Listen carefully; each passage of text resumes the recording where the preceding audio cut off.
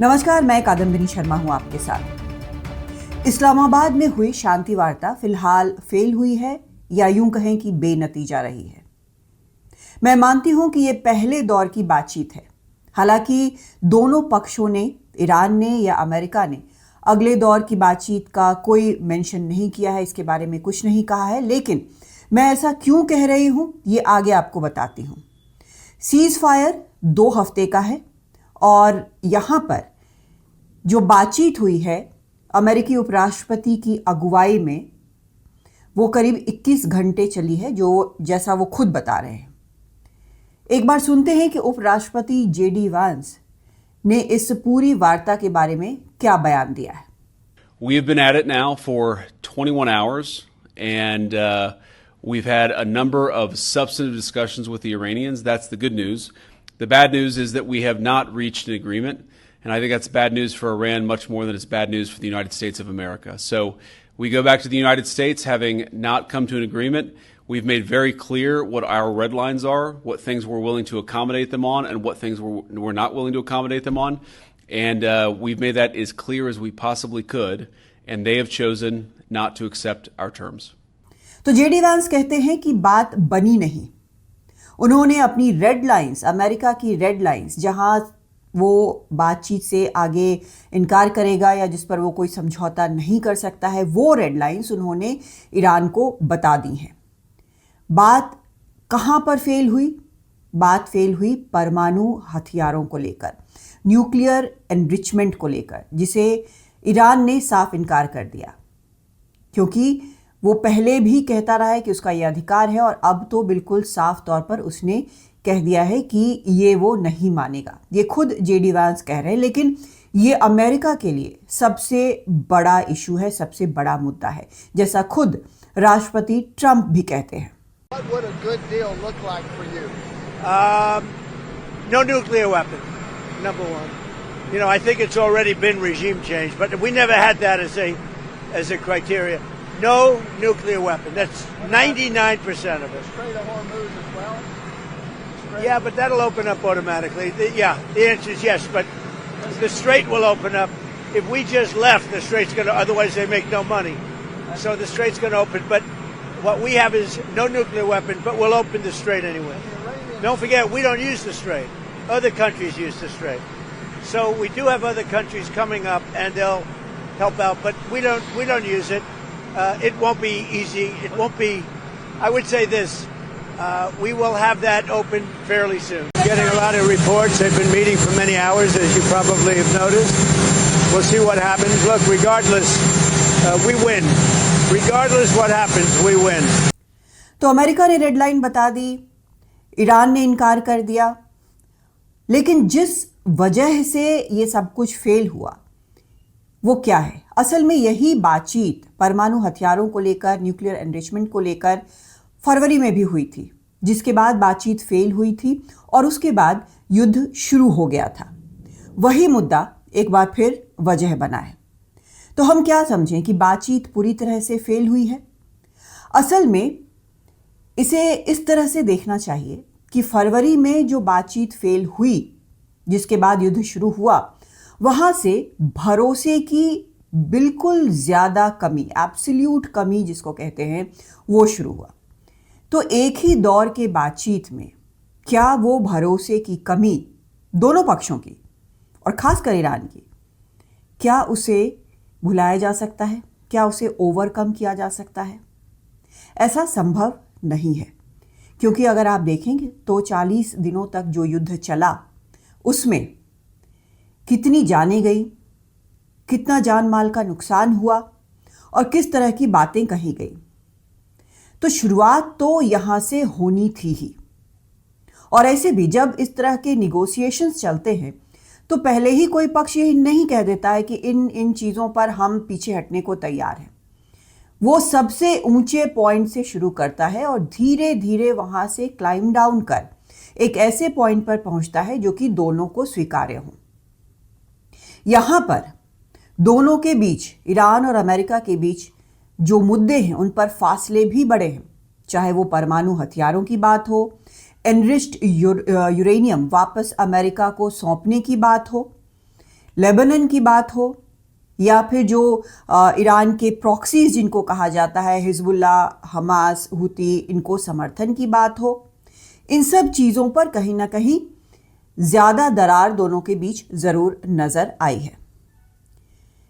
लेकिन मुख्य मुद्दा अगर अमेरिका के लिए है, जहां राष्ट्रपति ट्रंप कहते हैं कि वो तो जीत चुके हैं, अमेरिका मिलिट्री तौर पर जीत चुका है, ईरान के एयरफोर्स, नेवी सब बर्बाद हो चुके हैं और अगला जो हमला होगा वो भयानक होगा, भीषण होगा, तो ये तो वो लगातार कह रहे हैं। लेकिन जो सिस्टम पर से भरोसा उठा है, जो वादे पर से भरोसा उठा है, उसको कायम करने के लिए एक दौर की बातचीत काफ़ी नहीं है। ये सोचना कि एक मैराथन दौर जैसा कि 21 घंटे में बातचीत हुई है, उसमें कई तरह की बातें हुई हैं। जेडी वांस ने कहा कि जब ये बातचीत हो रही थी तो वो लगातार अपनी टीम के टच में थे, लगातार जानकारी दे रहे थे राष्ट्रपति ट्रंप को। दर्जन भर बात हुई है कम से कम उनकी राष्ट्रपति ट्रंप से। जो रक्षा मंत्री अमेरिका के पीट हेगसेथ, उनसे बात हुई है, विदेश मंत्री मार्को रूबियो से बात हुई है, और जो बाकी जो निगोशिएटिंग टीम है उनसे भी उनकी लगातार बात होते रही है 21 घंटे की इस बातचीत में। और ये आप देखें कि एक बातचीत, जो इस्लामाबाद में बातचीत हुई है वो ख़त्म हुई है, लेकिन उसके बाद वहाँ के जो विदेश मंत्री हैं इशाक डार, वह कहा है, भले ही लगे कि पाकिस्तान इसमें बिल्कुल ऐसे डिक्टेटिंग टर्म्स में बिल्कुल नहीं कह सकता क्योंकि वो मध्यस्थ है, लेकिन उसने ये ज़रूर कहा है कि उम्मीद है कि आगे बातचीत चलेगी, शांति स्थापना होगी इस क्षेत्र में और सीज़ फायर भी जारी रहेगा। Let me begin by expressing my deep gratitude to the Islamic Republic of Iran and the United States of America for responding to the call made by Prime Minister of Pakistan, Mohammad Shahbaz Sharif, for an immediate ceasefire in the region, as well as for accepting Prime Minister's invitation for holding peace talks in Islamabad. The delegation of the United States of America was headed by the US Vice President J.D. Vance, and the delegation of the Islamic Republic of Iran was headed by Speaker of the Iranian Parliament, Bakhar Ghalibaf, arrived yesterday in Pakistan to participate in Islamabad talks. I, along with the Chief of Defence Forces and Army Chief, Field Marshal Syed Asim Munir, helped mediate several rounds of intense and constructive negotiations between the two sides that continued through the last 24 hours and ended this morning. On behalf of Pakistan, I would like to express gratitude to the two sides for appreciating Pakistan's efforts to help achieve the ceasefire and its mediatory role. We hope that the two sides continue with the positive spirit to achieve durable peace and prosperity for the entire region and beyond. It is imperative that the parties continue to uphold their commitment to ceasefire. Pakistan has been and will continue to play its role to facilitate engagement and dialogue between the Islamic Republic of Iran and the United States of America in the days to come. I thank you all. इस बात की अगर हम तह तक जाएं या पिछले भी हम पूरे वाक़यात देखें तो उसमें क्या है। ईरान बार बार कहता रहा कि हम कोई बात नहीं कर रहे, हम कोई बात नहीं करेंगे। ईरान लगातार ऐसा कहता रहा। फिर उसने, जब अमेरिका ने कहा कि जेडी वांस जो है वो इस्लामाबाद जा रहे हैं बातचीत करने के लिए, दोनों पक्षों के बीच सीधी बात होगी, तब भी ईरान ने, कुछ घंटों पहले तक ईरान ने ये कहा कि हमारी 2 शर्तें हैं, उनके बिना बात नहीं होंगी। एक तो जो भी फ्रोज़न एसेट्स हैं, करीब $6 बिलियन बताया जाता है कि कतर के बैंक्स में हैं ईरान के, और उनको फ्रीज़ कर रखा गया है, और जब तक वो अनफ्रीज़ नहीं होते हैं इस तरह के एसेट्स, तब तक वो बात नहीं करेगा। दूसरी तरफ उसने ये भी कहा कि लेबनान में इजराइल लगातार हमले कर रहा है, वो हमले रुकने चाहिए, वो अपने लेबनान के भाई बहनों को इस तरह से नहीं छोड़ सकता। ये सब कुछ बोलने के बाद भी ईरान का प्रतिनिधिमंडल इस्लामाबाद पहुंचा और 21 घंटे बात हुई। तो ये मानना चाहिए कि अभी भी जब ईरान ये कह रहा है कि अमेरिका ने असंभव शर्त रखे, ईरान ने ये भी कहा है कि जिस तरह की बातें अमेरिका ने की हैं उसमें कहीं उसके लिए कोई जगह नहीं बचती है। जो ईरान के विदेश मंत्रालय का जो बयान है उसमें कहा गया है कि वो लड़ाई जारी रखेंगे, अपने देश के लिए वो जो होगा वो करेंगे, ये एक पवित्र लड़ाई है, इस तरह की बातें उन्होंने कही हैं। लेकिन इसके बावजूद ये मान के चलना चाहिए कि पर्दे के पीछे अभी और बातचीत होनी बाकी है, क्योंकि ऐसा नहीं है कि सिर्फ ईरान को नुकसान हो रहा है, नुकसान तो अमेरिका को भी हो रहा है। अमेरिका में लगातार महंगाई बढ़ती दिख रही है। अमेरिका में मिड टर्म चुनाव होने हैं और वहाँ पर एक हार की जो बातें हैं उसकी फहरिस्त लेकर डोनाल्ड ट्रंप चुनाव में नहीं जा सकते। मिड टर्म का चुनाव उनके लिए बेहद अहम है। तो अमेरिका के हक में भी है कि वो बातचीत जारी रखे, चाहे वो सामने से कुछ भी कहते रहें, प्रकार प्रकार के पोस्ट करते रहें, तब भी उनके भी हक में है। और ईरान के भी, चाहे वो सामने से कुछ भी कहता रहे, लेकिन उनके भी हक में है कि वो बातचीत करते रहें। एक और बात जो बड़ी इंटरेस्टिंग डोनाल्ड ट्रंप कहते हैं वो ये कि बहुत सारे जहाज आ रहे हैं, खाली जहाज अमेरिका, और तेल भरकर, गैस भरकर लेकर जा रहे हैं। क्या ये लॉन्ग टर्म में संभव है कि अमेरिका दुनिया भर को तेल सप्लाई करे और अपनी भी ज़रूरतें पूरी करे? ये संभव नहीं है। तो ये भी एक बात समझने की है। अब बात आती है इजराइल की कि क्या इजराइल अमेरिका की बात सुनेगा? तो आखिर इजराइल का अगर आप देखें, चाहे वो 12 डे वॉर जो पिछली बार ईरान के साथ हुआ था, क्या वो अकेले लड़ा था? उसमें भी आखिर अमेरिका को साथ आना पड़ा था।